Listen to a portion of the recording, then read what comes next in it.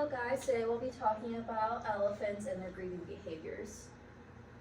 Okay, so here's some background information. So I want to be able to define one of the terms for you guys. So it is thanatology, which is the study of death and the practices associated with it. So a little bit of background information. There's a question with how do non-human animals respond to the death of dying of others? And this question will help us provide insights into their emotional lives and relationships, as well as implications for their cognitive abilities. So these characteristics can help to illuminate evolutionary patterns in how non-human animals perceive the world around them and their interactions within it. So this question can be useful for integrating understanding for a perception of death and dying across non-human animal societies. So here's the introduction of elephants. So elephants form everlasting relationship over decades, and they have diverse relationships, like for instance, mother and offspring, between mates, and even between other elephants in the group. So they're able to keep these everlasting relationships, and they're maintained through fissions and fusion dynamics founded on repeated and consistent interactions with preferred companions. And so elephants are also able to recognize a wide range of individuals of their species. And this is due to their cognitive ability and their long-term memory. And these are shaped by spatial, temporal, and social information relative to other species. In addition, their sensory worlds are characterized by highly sophisticated olfaction, and these two things can influence how and how long they interact with their dead. Okay, so during this study, they wanted to observe the interaction between the dead conspecifics, and so elephants are recognized for strong behavioral reactions directed towards dead species.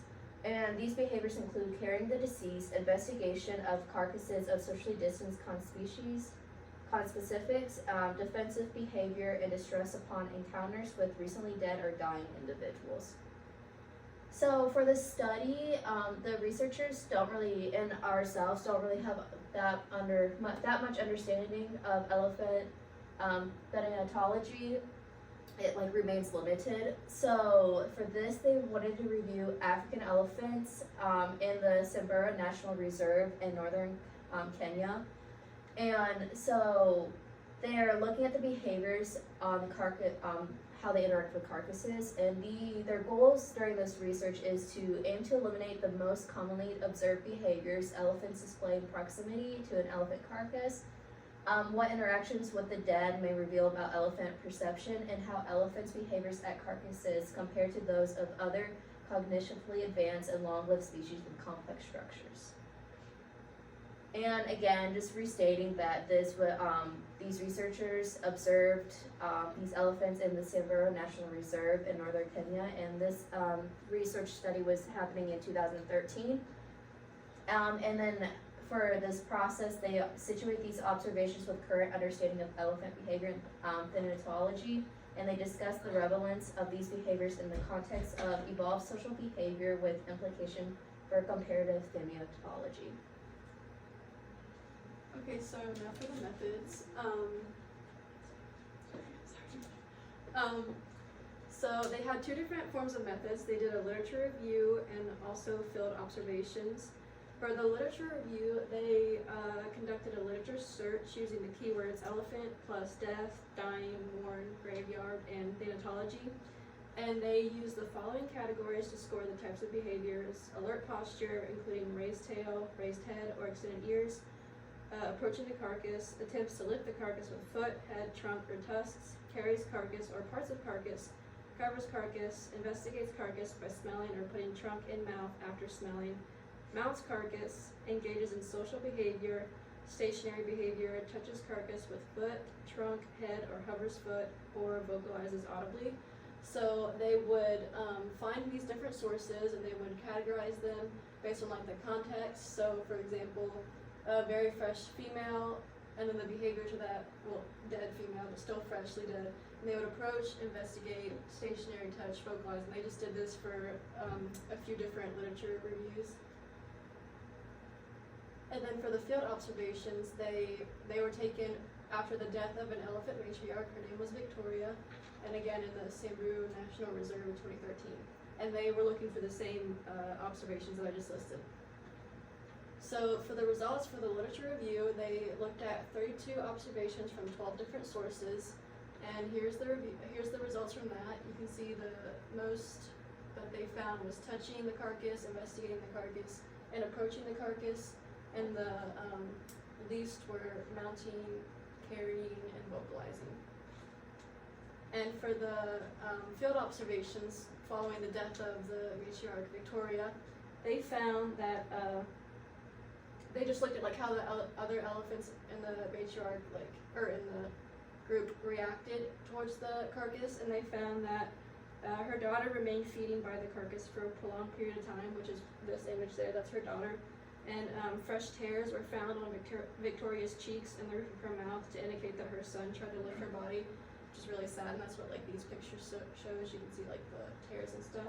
Along with that, another group's matriarch and Victoria's son were found by her body the day after she died. And after like her body was fully decomposed and stuff, unrelated elephants would investigate like the skeletal remains and stuff. Some follow-up studies could potentially be, do elephants, in the presence of a carcass, interact more socially with each other? It was noted in the journal article that they not only interacted with the dead elephant, but also with each other, so we can see maybe some social interaction with that. Also, does the use of CBD oil affect elephants' grief? That could be studied on more captive elephants to see like if the use of that could somehow alter their mourning effects, if it's like less extreme or more extreme. And also, another one could be, do elephants mourn for only their herd members, or do they also mourn for unknown elephants? It was noted that nearby herds also mourned for Victoria, but maybe testing, do they just mourn for all elephants? You could take an elephant carcass that they've never met before at all, and see if they also exhibited that mourning behavior. Some more could be, how do elephants recognize an elephant carcass after a long period of time? I know smell is a big factor, so maybe like remove the carcass and the scent is still there. Will it still mourn in that area? Or is it like they are attracted to the bones? We could maybe take the scent out of the bones by like bleaching them or cleaning them to see if it's also just sight recognition and not smell. Or maybe leaving a body part like an ear or a foot or a trunk to see if they mourn also just the sight of certain body parts. Another one could be, do elephants return to carcasses specifically to mourn, or also to check the status of the carcass, just to see like checking up like how you doing kind of thing. And then the last one would be, do elephants also gather around carcasses to determine a new pecking order? Because there was a lot of social interaction being noticed, and all of the elephants from the group were present for the mourning. So maybe to establish, once the matriarch passed away, who's going to be the new matriarch? So it could be pecking order as well.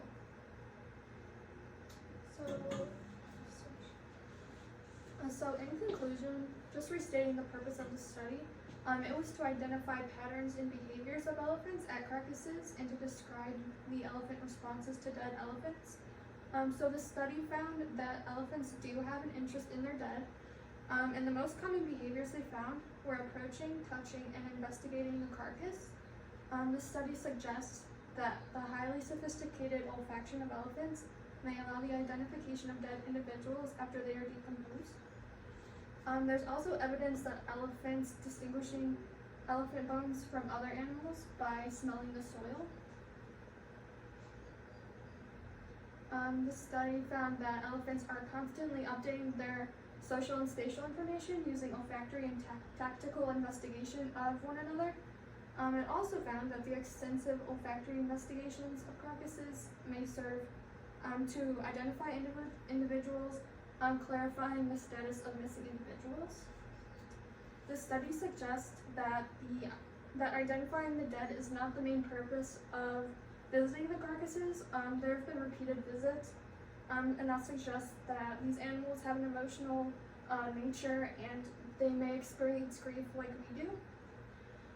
As a result, it's suggested that animals may experience grief, having an emotional connection to those around them. With this being said, as people who are going into the field working with animals, it's important to recognize that they have emotions like we do, and to honor that and respect that, and just be aware that they do have emotions like we do.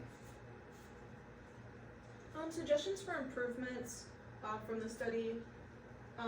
They did mention in the beginning of the journal article that a lot of people who did similar studies, the ethograms didn't match up, so it was hard to compare the results and tie them together to see if they supported each other or not. So suggestion could be to have the elephant ethograms be mostly uniform for all studies, maybe figure it out among themselves. Some other things, the last two were tied together.